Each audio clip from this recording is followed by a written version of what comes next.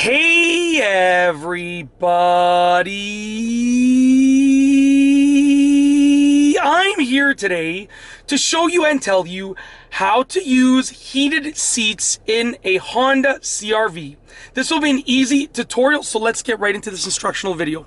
As you can see right here, I am in my Honda CR-V. This is a 2017 Honda CR-V EXL, just for the record, but if you have a Honda CR-V with heated seats, it's going to be a very similar process, whether it's a little bit older or a little bit newer, okay? So essentially, this is the button right here for the heated seats. You can see there's the same button on both sides for the driver and passenger side at the front of the car, and at the rear of the car, there's a similar button for the rear seats, the rear outside two seats that they're heated seats as well, okay? I'm not sure like which trim levels have which options and stuff, but essentially it's going to work in a very similar way.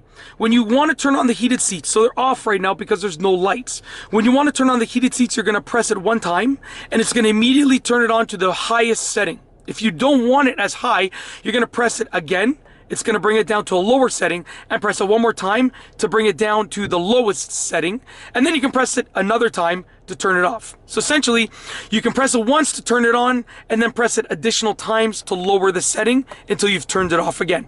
And that's literally it. Turn the heated seats on, turn them lower, and then turn them off. That's simple. It's a little bit chilly, so I'm going to keep mine on while I film these videos.